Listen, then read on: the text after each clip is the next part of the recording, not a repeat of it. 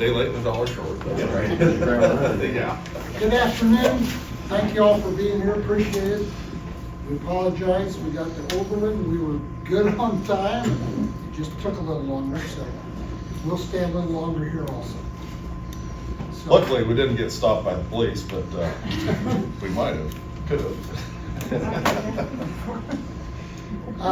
I'll start out real quick, and Adam and I are more interested in what kind of questions you folks have than us just talking. So for any of you that don't know me, I'm Rick Billinger.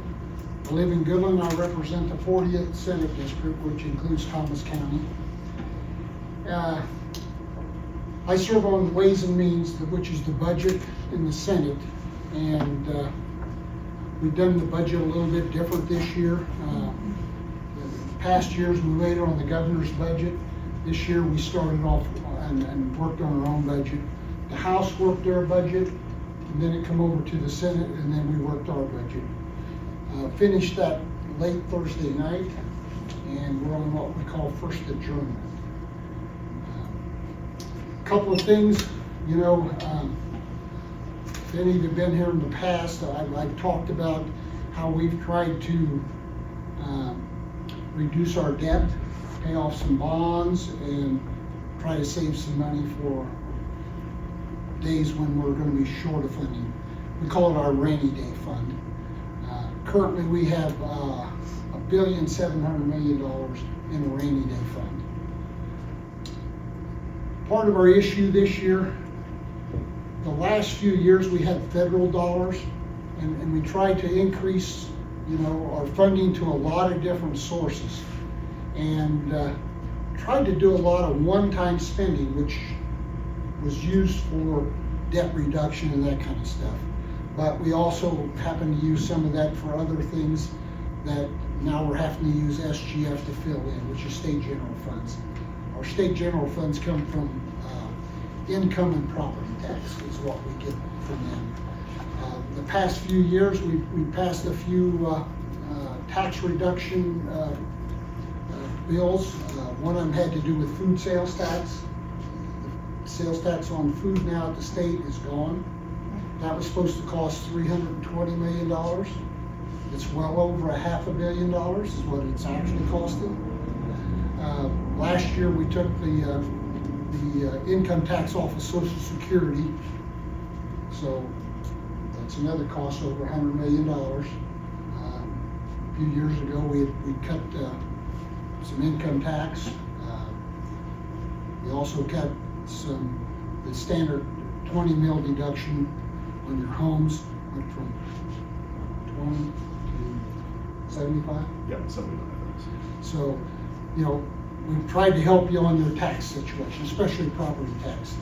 Adam and I go nowhere where property tax is not an issue. It just is.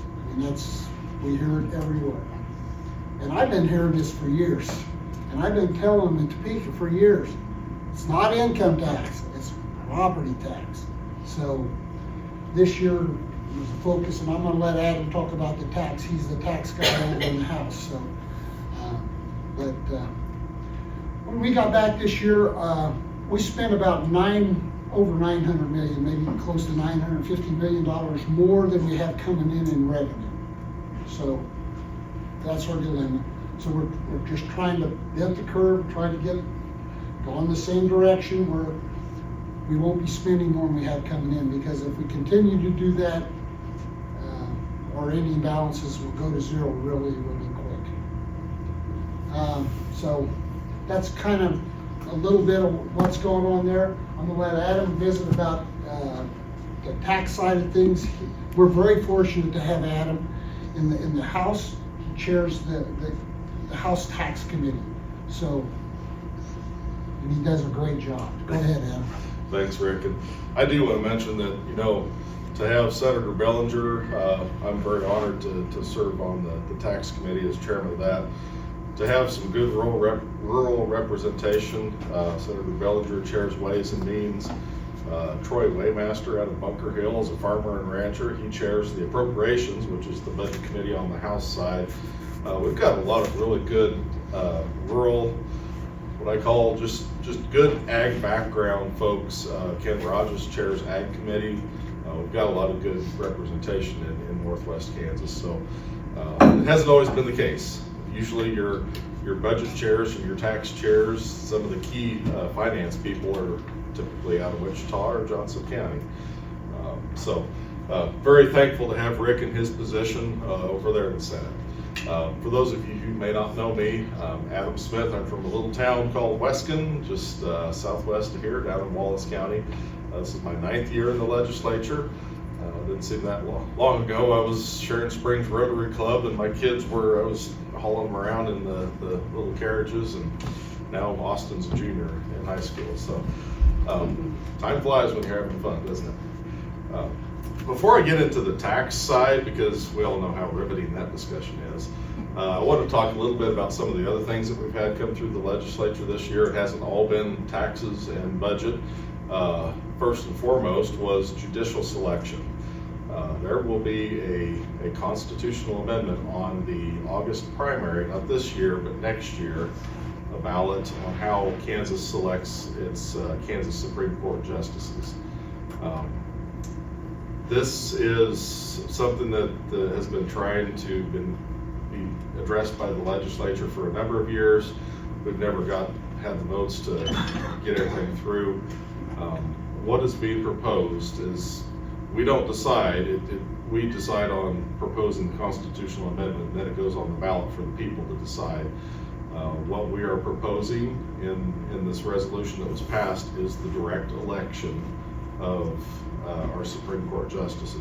We currently have your magistrates, your district court judges, they're elected positions, but Etta, maybe you know how long it's been since we've had this nominating commission where since the late 1950s, and you know, in Kansas, some districts elect district judges and magistrate judges, and some districts have appointments. Yes, some do the appointment process on the local levels too. But yeah, for a long time we have had a nominating commission that makes 3 nominees, and the governor picks from one of those to appoint the Supreme Court justice. There's been an effort to, we've had hearings and had resolutions regarding the federal model, which is where an appointment is made and then it's based on confirmation of the Senate. That's kind of what happens at the federal level. We've had some proposals on that. This one is actually the direct election of the justices. I initially didn't really favor this idea because we already see how many postcards and campaign information you get on just the regular elections. I don't personally think it's really wise to get outside money from outside our state, regardless of what your politics are. We have a lot of outside influences on our elections when it comes to statewide races. The same thing is going to be true if we put the Supreme Court justices on the ballot, in my opinion. I did vote in favor of the resolution just because let's let the people decide. If they want to make that change on the way we do things, let's do that. If that fails, maybe we come back and propose something like the federal model, or maybe we just keep what we have. We'll let the people decide where we want to go with that. Did want to talk briefly about education. Good to see you here, Katina. We currently have a finance formula for K-12 education that was developed in 2017 that expires July 1st of 2027. We're trying to learn from our mistakes. In the last decade, we kind of got right up to the end of that expiring, got ourselves involved in a lawsuit, did not meet the Supreme Court's ruling on what was constitutional for funding. We went through a block grant system of funding, a lot of different problems. So we're trying to get ahead of the game and kind of anticipate that July 1st, 2027 date. We've put together an education task force that is trying to take a look at that funding formula. Do we want to continue it after that expires? Do we want to keep the majority of it and make some small changes? Or do we want to try something completely different? I'm not on that committee, so I'm not exactly sure where they're at in their discussion. And I think they've set themselves some deadlines by This summer, they're gonna have a lot of meetings and trying to figure out kind of what that looks like, so we can maybe start having some legislation next year in 2026 to consider. Because no matter what the task force comes up with, we'll still have to run that through the legislature and get legislative approval on what that new funding formula will look like. So that's in the process now. It might seem like 2027 is a long ways away, but when it comes to funding your schools, especially if we make drastic changes, we need to make sure we understand how we go from transition from what this formula is now to what that new formula would look like. So we want to try to be a little bit more intentional on how we tackle this process at this time. Let's talk about taxes, right? It's 6 o'clock on Saturday evening, everybody wants to talk property tax. Unfortunately, we have had a decades-long battle on property taxes with local governments. And when I say local governments, I'm talking about schools, cities, counties, community colleges, every entity at that local level that has a levy on your taxes for your property tax. Traditionally, what happens is the legislature points the blame at local governments and schools, and they point the finger right back at the legislature, and both have valid points. We all have a responsibility, and even the local taxpayers to that extent, on the way the property taxes are handled and the size of our property tax bills. So something that we've done at the state level, because the state only controls 1.5 mils that comes to the state of your property tax levy. I'm not sure what Thomas County is. Typically, your aggregate total is somewhere around 125 to 150 mils. Thomas County might be a little bit higher with the college in here too. I'm not sure, but of that, you can see that 1.5 mils isn't going to amount to a whole lot. So we also need to take a look at the property taxes that we levy for schools. If you get your tax statement, you'll see USD general, and that is the 20 mils. That's at the state level. It's levied at the local school level. That's the money that they are levying for their taxes, but it is set in statute by the legislature. So what happens is your valuations go up. I'm sure everybody's gotten their valuations. Those usually go out around March 1st. They go up and up and up and up and never go down. What happens when you keep that mill levy flat is as those valuations go up, it's a simple A times B equals C equation. Your valuation times the mill levy equals your property tax. So as valuations increase, if you hold that mill levy flat like we do at the state with that 20 mils, it's a tax increase. A lot of legislators say, no, we keep the mill levy the same, it's not a tax increase, but it is. The ironic thing is we point at the local governments when they do the same thing and say, you're not telling the truth, but we don't point that finger back at ourselves. So one of the things that I had proposed that didn't make it through this year is I was trying to look at the amount of money that we raise with that 20 mils, and as valuations increase, let's actually try to drop that mill levy so it's not a tax increase for everybody. That proposal, I proposed going from 20 down to 18.5. That would have been another 1.5 mils. Still, in the overall scope of your property tax bill, it's not going to be a huge savings, but at least we're trying. We've got to start somewhere. I think to knock 1.5 mils off was roughly around 60 or 70,000 million dollars. That would be backfilled because that 20 mils goes to schools. So if we're going to cut the mill levy, we're obligated through the Gannon decision to fund it K-12 education at a certain level, so we've got to kind of backfill that through sales tax and income tax if we're going to take it out of the amount of property tax revenue that comes in there. Another thing that I tried is changing their narrative between the legislature and local governments. Instead of pointing the finger of blame at each other, let's try to work together. I proposed a $60 million incentive fund to local governments that either held their taxes that they levy at a lower rate compared to last year's taxes that they levy plus inflation, and a couple other small growth factors. So if inflation is 3% and you don't increase the taxes on your citizens, your taxpayers by more than 3%, you qualify for a little stipend or a incentive distribution from the state. Trying to encourage local governments to say, you know, we're doing our best. We might need more than 3%, and that's where that extra money from the state could help. There's a lot of essential services at the local level, law enforcement, elections, motor vehicle operations, just general public health and safety, that we really mandate as the legislature. We tell local governments they have to, mostly counties, that they have to provide these services, but we don't pay for them. So who does? Taxpayers have to. So it's kind of a way for us to acknowledge that we have a responsibility to help pay for them, some of these services. If the local government's willing to kind of manage their increases in taxes, I kind of hope that would be a good relationship there. That bill didn't meet with the same enthusiasm when it went over to the Senate. Senate Tax Committee was pretty determined that wasn't a good solution. I'll keep trying, because I really think if we're going to fix the problem of high property taxes, it's going to have to be a joint effort between everybody. The legislature can come in and say, local governments, you can't increase valuations, you can't increase your mill levies, you can't increase your budgets. But I think we're overstepping ourselves, because you people are the ones that elect your city council, your school board, your county commission. You're trusting them to manage the needs of your community at a responsible level. I don't feel like it's my place as a state legislator to come in and tell your local governments that you've elected what they can and can't do. So there needs to be a good balance there.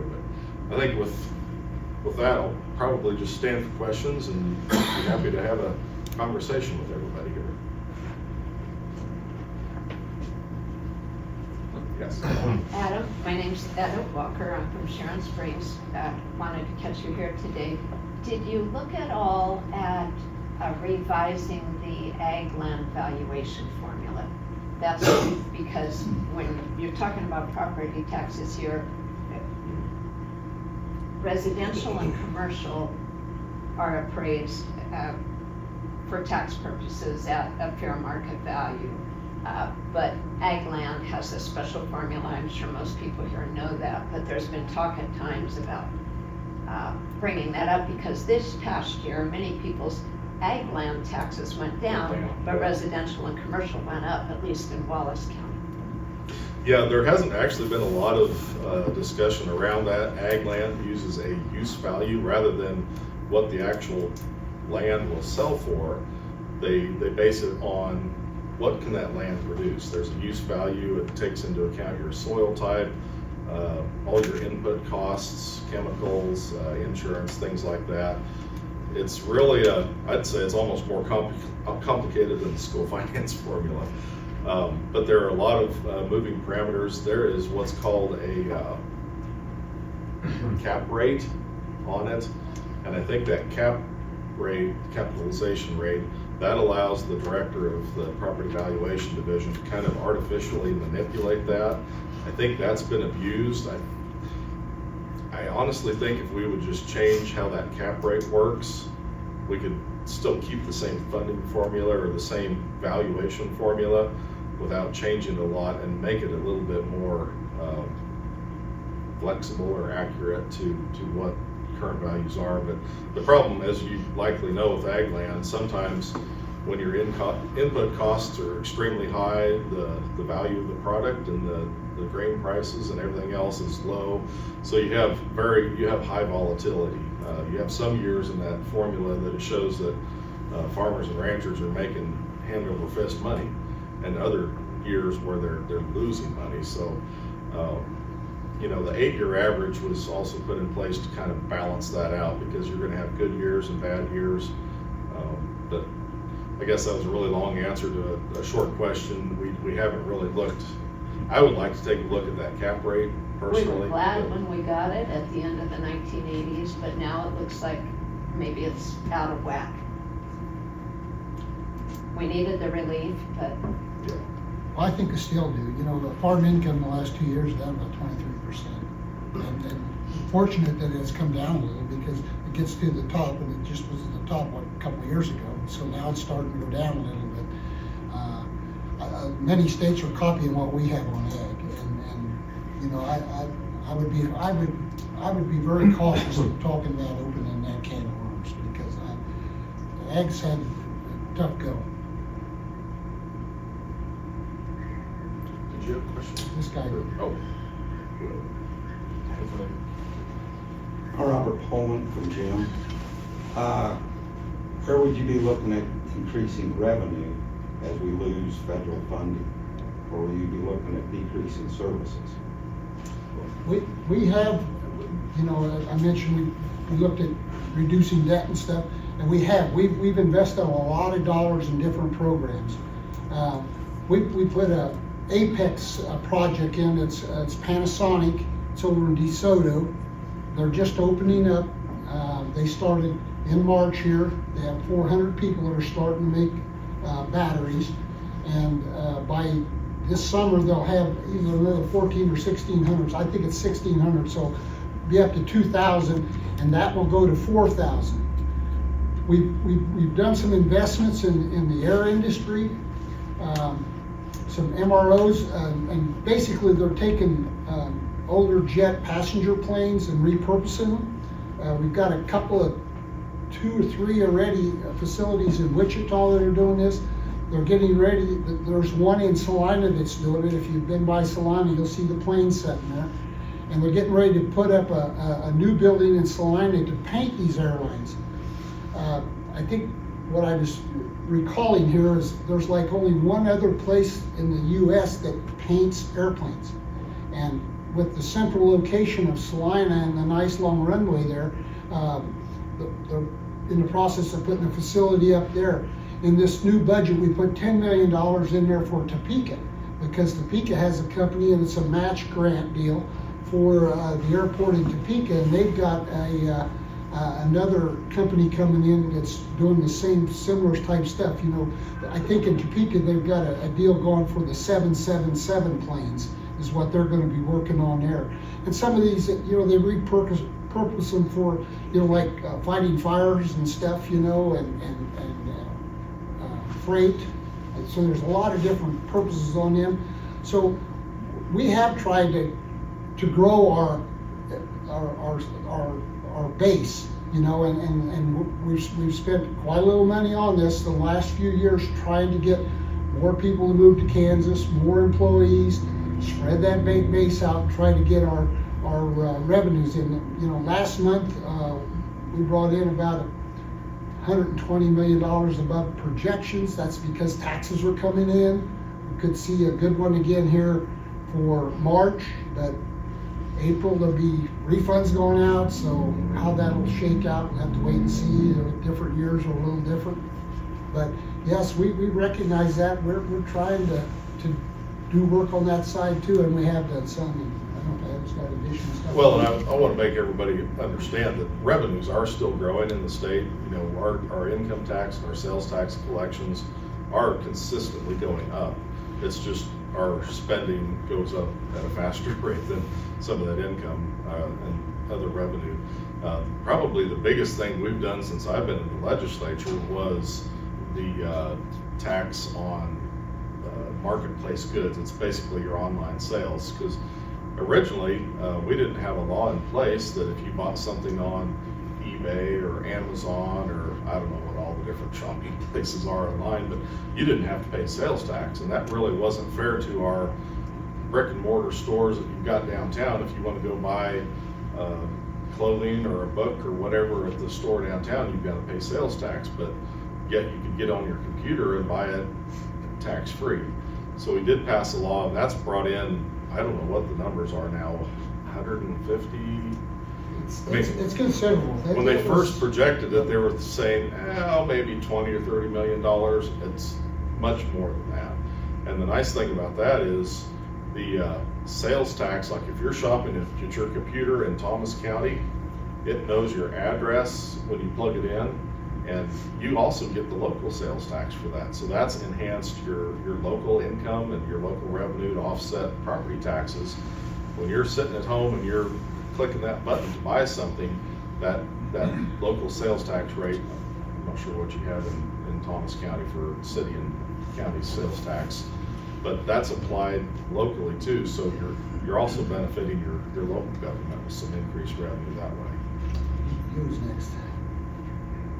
Yeah, my name's Caleb Maddox from here in Colby. I serve on the state board for Kansas Farm Bureau, representing Northwest Kansas, and just two things on the last two comments on property tax and funding. First of all, thank you both for, since we're here at Colby Community College, for your work this week in preserving and protecting funding for CCC. I know that was kind of a hot button issue just this week, and if you guys aren't familiar, there's like a possibility of losing, what, $4 million?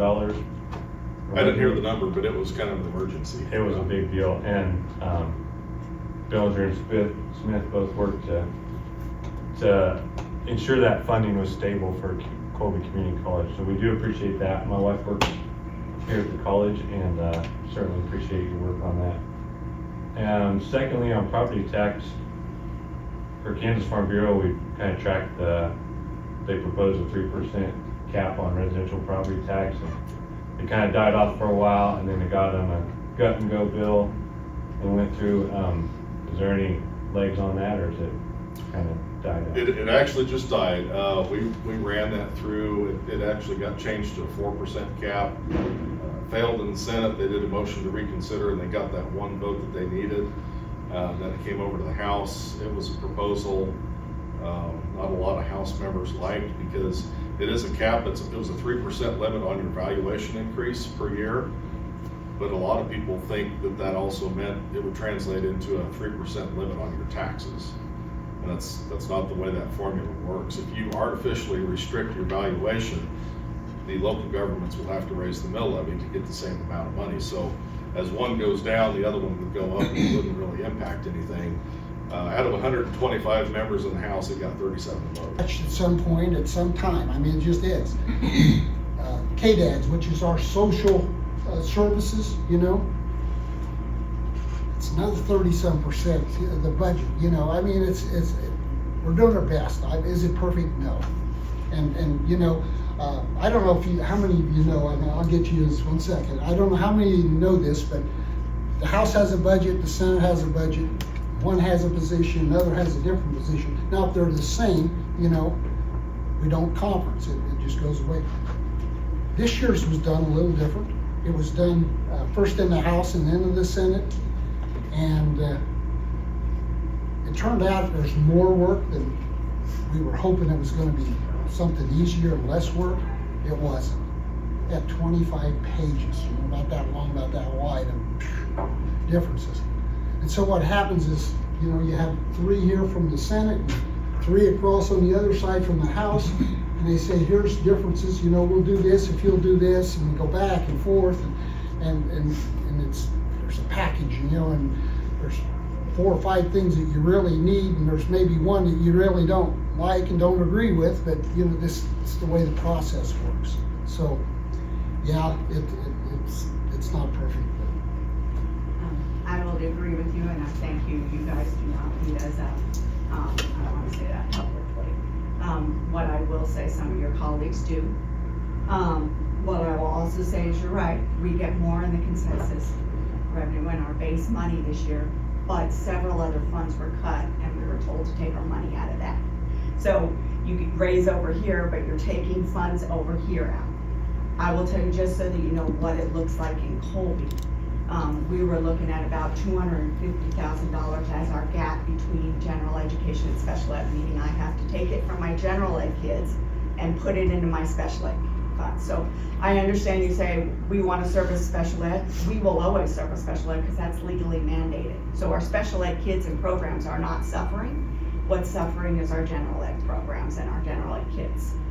At the end of this year, we're projecting that it'll be $400,000 that we'll have to move from our general ed fund to fund our special ed needs. Next year, not even looking at anything else, just maybe a 7% benefits and insurance for those staff members.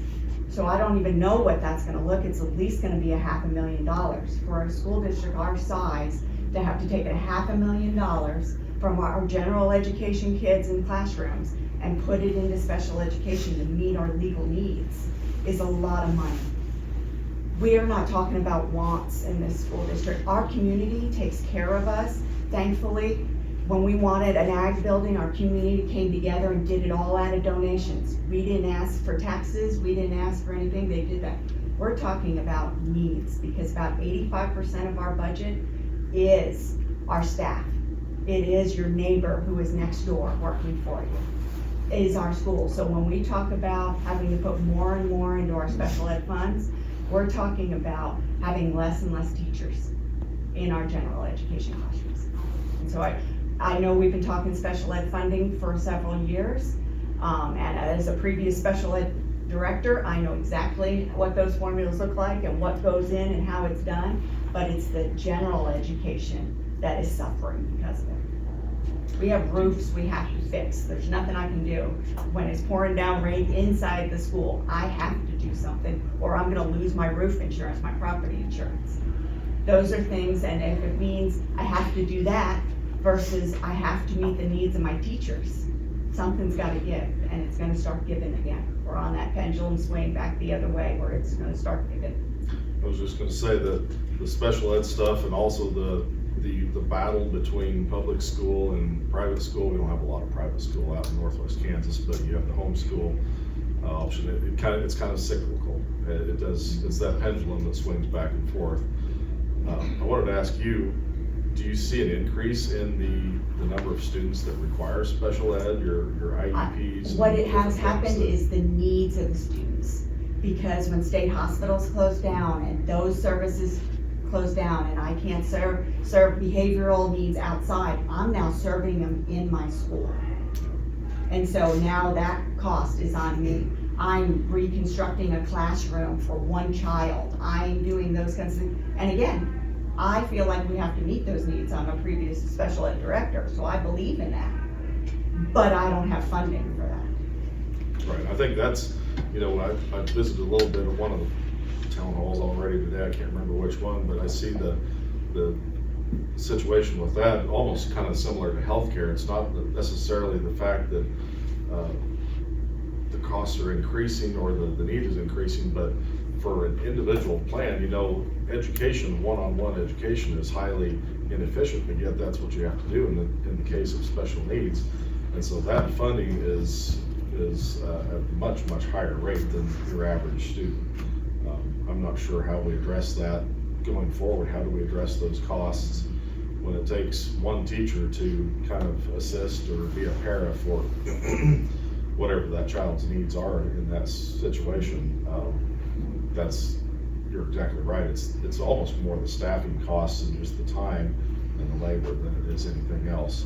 To address your question on the homeschool issues, we've had the concept of vouchers and school choice since I even knew how to say voucher. So I'm not sure if we ever do anything to completely alleviate that situation. In this area, like I said, it's kind of cycles. We have a state legislature, and we're always very supportive of public education because that's really, for a lot of our communities, that's the only alternative other than homeschool. Some people do a really great job of homeschooling. Some people do it for other reasons that might not turn out the best results. We've got several families in my community that have done it for generations and do a great job. Some of them pull them out. They just pull the kids out of school for disciplinary reasons or whatever, because they don't like some teacher or don't like something that's going on in the public school, and both parents are working. They stick the kid in front of a computer or not at all. It makes you wonder what the quality of education is actually happening there. We need to, and so far we've been successful at this, but we have several proposals that kind of take on that school choice policy. One of them right now is if you're a student that's attending a private school, you get $8,000 from the state to go toward that private school. If you're a homeschool family, or I'm not sure if homeschool is actually the right term, we don't have that defined in statute, but if you're a non-accredited private school, essentially a homeschool, you get $4,000 for that. My argument has always been, and a lot of your homeschoolers that are doing it and doing it for the right reasons may or may not take that, but as a legislator, if I'm going to appropriate taxpayer money, it's not government money, it's taxpayers' money, there needs to be accountability. You wanna homeschool your kid, you wanna get that $4,000, that's fine. You need to take some state assessments. I'm not sure, I'm pretty familiar I live right on Colorado border, I'm pretty familiar with what Colorado does. Every 2 years, you have to take state assessments if you're a homeschooler. And if you fail, you have to go back to public school. I mean, they have very strict laws over there on what you can and can't do. I don't think a lot of your homeschool families want to go to that strict level. A lot of them might say, hey, I'd be happy to take that money, but as soon as you say, okay, we need some accountability, we put that accountability on our public schools, certainly. They have to report all of their assessments, graduation rates. I can't even begin to talk about how many requirements we put on public schools. We need to make sure that the homeschoolers are also accountable if they're getting that funding. I agree with that 100%, because we have homeschoolers and we know that family is not equipped to assist the student. And other reasons, kids just didn't want to go to school anymore. But they can come in now and play basketball. I disagree with that. And our school board and our attorney did their very best. But I think that state assessment is 100% correct for these students, or to take the same test that the kids in school take. It should be an even playing field, because there will be, in some manner, there will be scholarships for athletics, etc. And I think an ACT test certainly helps open the door, but there should be some assessment. Thank you. I think Colorado does that too. They allow their students, homeschool students, to play sports, but again, they're subject to those assessments. Any last questions? I want to respect everybody's time. I know we're running a little bit long, but we got here late, so. I don't stay on my account, the rest of you, but I have a small business that's coming to Colby. Moved in here from Quinter. Are you familiar with the Kansas Craft Brewers Guild? Vaguely. Okay. So I'm a member of the Guild for Craft Brewers in Kansas. We've been made aware that there's some potential changes coming down on the 8% enforcement tax. I have to sell beer I brew, I have to sell it to my bar. Then I sell it to the consumer, and there's another, so I'm paying taxes. Do you see where that seems a little weird? Mm-hmm. Okay. Yeah. And some breweries do, and I do, but others don't. And I'm not worried about what the others do. We're just worried about consistency within how this is taken care of. Is it based on volume or? That's the next piece that has been brought to my attention. 6 years ago in 18, when I got my brewer's license, the minimum production was 100 barrels. Now, for those of you that can multiply by 31, there's 31 gallons in a barrel. In Quinter, Kansas, there's no way in God's green earth I'm going to be able to make and sell that much beer. I'm hoping to in Colby, but there's a lot of breweries like in Cortland and other places where they're not going to come close to that production mark. But I asked that question when I got my license in 18, said, oh, that's just a number they put in there to start with. That's not important. Okay, then why is it being brought up now? And am I going to be grandfathered in, and Luke Mann in Cortland with his brewery is going to be grandfathered in, and whoever else this falls under? Because when I opened the brewery, we were one of 24 in the state. Now there's over 75 brewery licenses issued in the state of Kansas. Asking for consistency. You know, talking about sales tax and bringing money revenue into, that's what I want to do for Colby. That's what I want to try and do. Downtown Colby, I want to bring some more dollars in.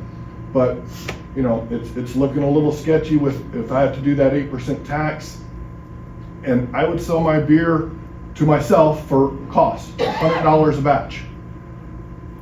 I made 6 kegs in that batch. Okay, well, if I sell a keg now to the Elephant in Hoxie, I have to sell it exactly what I bought it for myself.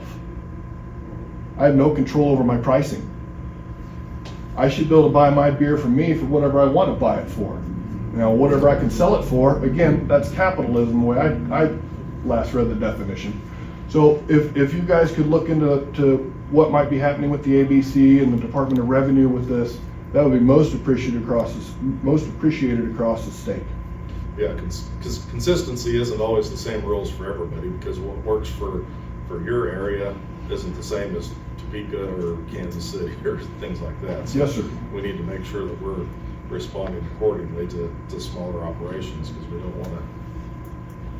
If I can get an email from you afterwards, I'll forward you what I've gotten from the guild, and we can go from there, if that helps you in. Yep. Thank you. Any last questions? Thank you. Oh, David. The 340B bill, did it make it out of the House? It did not. I didn't think so. Yeah. We put some pressure on the speaker to try to take some action on that. And, his stance was that's a federal program. We don't have much control over that. Unfortunately, we didn't even get the chance to vote on that. So there is one solution to all of the tax issues and state budgetary issues is why don't we allow for the protections of 340B to be in place to protect the local dollars or the state dollars, rather than allowing for your major pharmaceutical companies to steal those out of our state and take them back to Indiana or New Jersey or Europe or wherever they're from. So I think it would be, good to support that. Any protections that we can place at the state level, because it is a state level issue. The Supreme Court has verified that in many other states, so it's possible. So any help you guys can be for that, I appreciate it. And I know it did make it through the Senate. Very supportive over there. Was it 34-6 or something like that? Good numbers. Yeah. So I think you can kind of see that there is a lot of support for it across the state if it were ever to be able to be voted on. Appreciate your guys' support there. Well, if we don't get something done, we're gonna lose a lot of our local pharmacies, and that's just not right. Well, and local hospitals, because that turns around and they're gonna ask for local tax dollars to help support them to keep their operations going. So those 340B dollars are extremely important in the state budget conversation overall and local budgets, so. Agree wholeheartedly. Anything else? Well, thank you again for being here, and we do apologize for being a little late. We stayed a little longer. Thanks again.